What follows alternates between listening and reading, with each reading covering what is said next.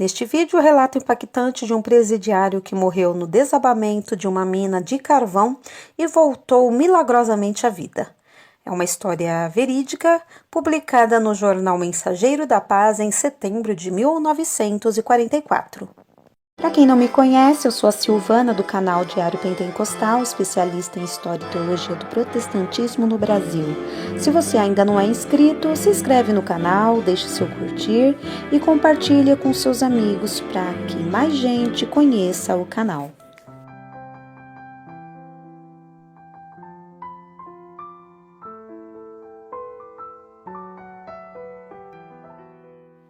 Um dos casos mais interessantes de ressurreição que se tem conhecimento, não sabemos se é possível incluí-lo na catalécia, é o de George Lennox, um famoso ladrão de cavalos no condado de Jefferson, por cujo motivo purgava o segundo crime de encarceramento pelo mesmo delito.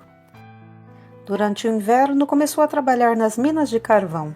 Certo dia, ao iniciar o trabalho no lugar em que lhe fora designado, pareceu-lhe ser um lugar perigoso e, por esse motivo, pediu ao policial encarregado da guarda que examinasse o local.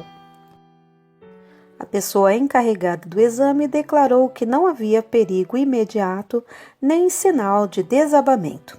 Assim sendo, ordenaram a Lennox que continuasse a trabalhar.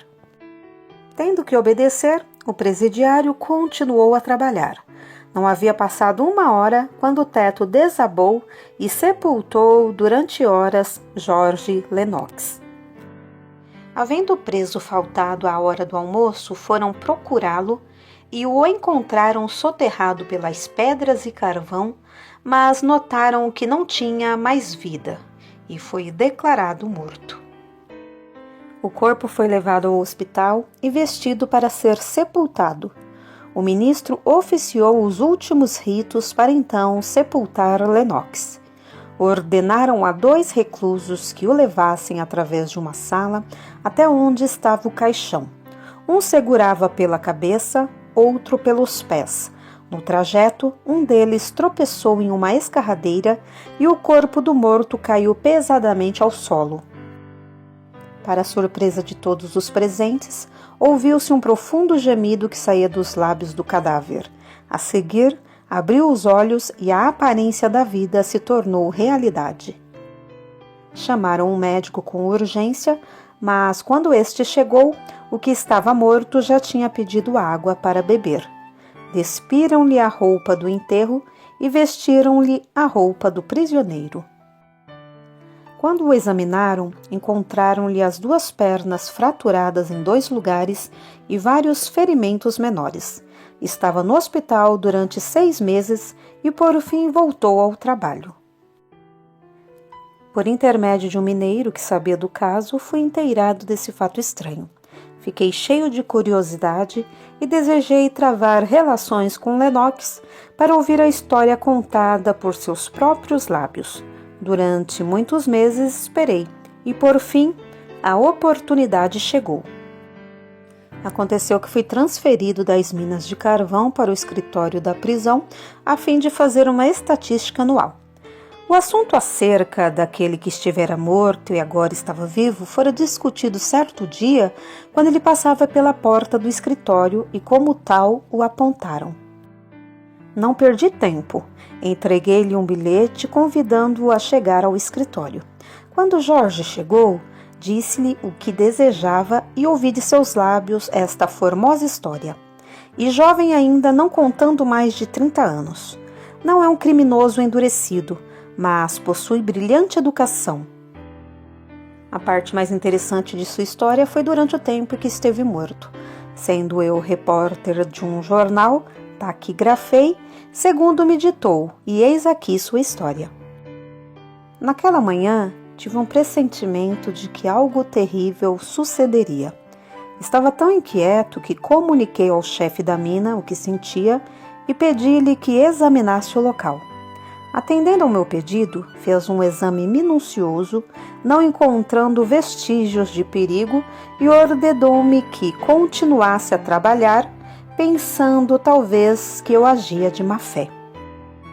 Voltei ao meu lugar e trabalhei durante 1 hora, e repentinamente senti que horrível obscuridade me envolvia completamente.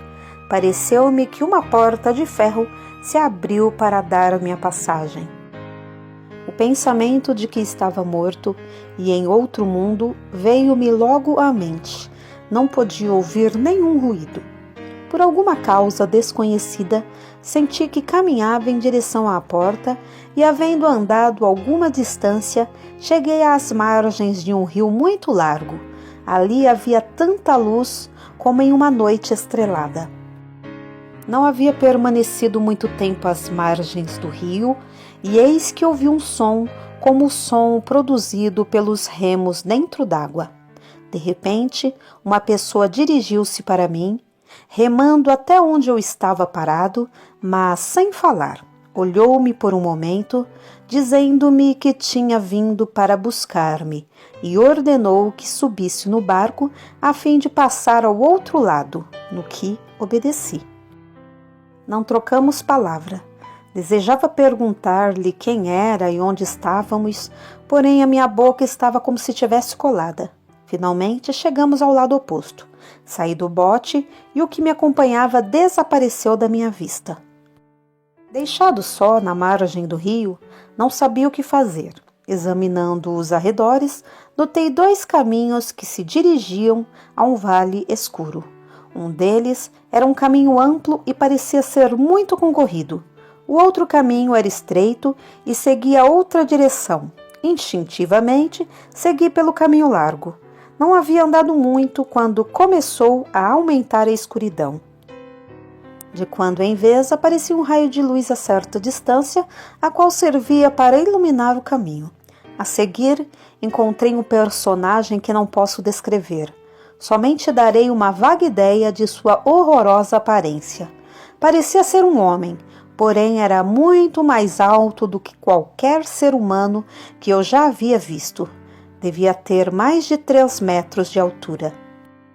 Tinha grandes asas nas costas e era tão negro como o carvão com que eu trabalhava, e estava completamente nu. Carregava pesada lança em suas mãos. Seus olhos brilhavam como tochas de fogo. Os dentes, alvos como pérolas, pareciam medir 1 polegada de largura. Seu nariz, se é que se pode chamar assim, era demasiadamente grande e achatado.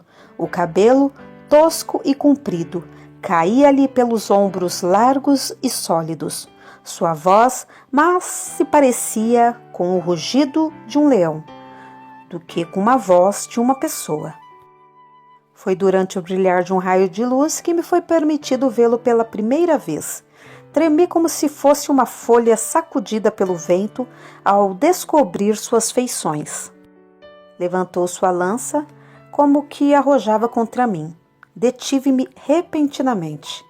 Com sua terrível voz, ordenou que o seguisse, que já havia enviado um guia para me dirigir no caminho. Segui-o, pois que mais poderia eu fazer? Depois de havermos andado um pouco, parecia que enorme montanha se levantava diante de nós. A parte que ficava em nossa frente parecia perpendicularmente e uma das partes fosse levada para longe. Na parede perpendicular vi claramente escritas estas palavras: "Este é o inferno." Meu guia acercou-se da montanha e com a lança chamou 3 vezes. Uma grande porta se abriu e entramos. Fui conduzido pelo que parecia um túnel que atravessava toda a montanha. Durante algum tempo viajamos em completa obscuridade. Eu sentia instintivamente os pesados passos do meu guia e desse modo podia segui-lo. Pelo caminho pude ouvir lamentos profundos, como se fossem de moribundos. À medida que caminhávamos, os gemidos aumentavam e claramente ouvia os gritos de "Água! Água!". Descendo para uma saída e passando por ela, pude ouvir o que pareciam milhões de vozes que clamavam por água e mais água. A seguir, abriu-se outra porta com as ordens do meu guia e vi que havíamos atravessado uma montanha e agora estava diante de nós uma planície. Abandonou-me neste lugar para dirigir outros espíritos perdidos ao mesmo destino. Permaneci nesta planície até chegar outra pessoa parecida à primeira, que se acercou de mim. Porém, em vez de ter uma lança, tinha uma espada. Veio e falou-me do castigo futuro. Falou de um modo que encheu a minha alma de terror. Estás no inferno, disse-me. Para ti, acabou-se toda a esperança. Quando passavas pelas montanhas, ouvistes lamentos e gritos dos perdidos quando pediam água para molhar a língua abrasada pela sede? No fim deste túnel, há uma porta que dá pelo lago de fogo. Esse lago será o teu castigo muito breve. Antes de seres conduzidos a esse lugar de tormento para jamais de lá sair, permitimos-te que permaneça nesta planície, coisa que se concede a todos os perdidos, para que contemplem o que eles deviam ter alcançado e gozado em lugar do que lhes está reservado e terão que sofrer. Depois destes acontecimentos, fui deixado só, talvez causado pelo grande medo que experimentei. Nesse momento senti que a minha mente estava em um estado de estupidez. Senti também que desfalecia e que as forças me abandonavam. Minhas pernas recusavam suster o corpo. Por cima da minha cabeça, mas muito longo, via-se uma famosíssima cidade, da qual fala a Bíblia. Quão maravilhosos eram seus muros de jaspe! A considerável distância podia-se ver vastíssima planície coberta de flores. Por ela também pude contemplar o rio da vida e o mar de cristal. Inumerável multidão de anjos passavam pelas portas da cidade celestial, cantando lindos hinos. Entre eles, vi minha querida e velha mãe, a qual morreu há anos atrás por causa de minhas maldades. Ela parecia chamar-me, porém eu não pude mover-me, senti que um peso me detinha onde me encontrava. Uma brisa suave trazia a fragrância das flores da planície.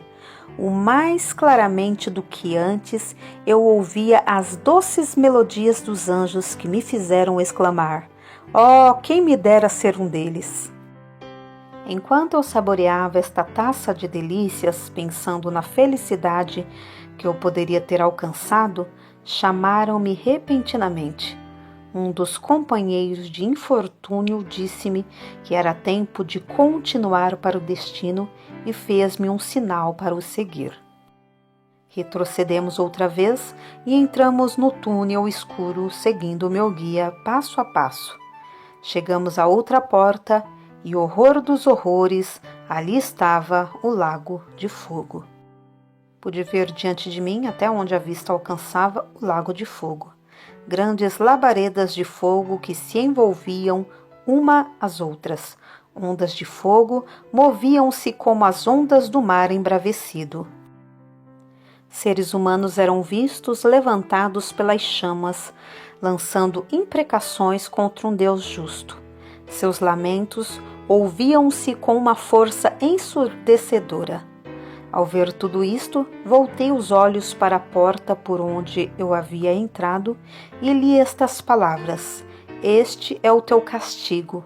A eternidade não se acaba." Senti que os pés afundavam e depressa me encontrava no lago de fogo. Uma sede inapagável apoderou-se de mim e, pedindo água com grande insistência, acordei no hospital da prisão onde eu estava. Nunca contei essa experiência a ninguém para não ser considerado visionário ou desequilibrado e atirado a um manicômio. Passei por esta experiência e estou muito satisfeito por ainda estar vivo e por saber que há céu e inferno conforme ensina a Bíblia. Sei que isso é certo e fiz um propósito de nunca mais voltar a esse lugar. Logo que despertei no hospital e senti que estava vivo, na terra outra vez, imediatamente dei meu coração ao Senhor e desejo viver e morrer cristão. Entretanto, a visão que tive do inferno jamais desaparecerá de minha memória, mas também jamais esquecerei as formosuras do céu que eu vi. Um dia irei ver minha querida e velha mãe, andarei pelas margens do rio cristalino, em companhia dos anjos pelas planícies, pelos montes e vales cobertos de lindas flores, cuja formosura ultrapassa tudo quanto o mortal possa imaginar. Ouvirei os cânticos dos remidos, e isso compensará mais do que viver a vida cristã aqui na terra. Abandonarei os companheiros de crime e associar-me-ei com gente melhor quando sair da prisão. Tradução R.P. Olivares. NR. Leia-se a parábola do rico e Lázaro e veja-se a semelhança que há acerca do céu e do inferno. Lucas 16, do 19 ao 26. Porém, há meio de escapar da perdição. Crê no Senhor Jesus e serás salvo.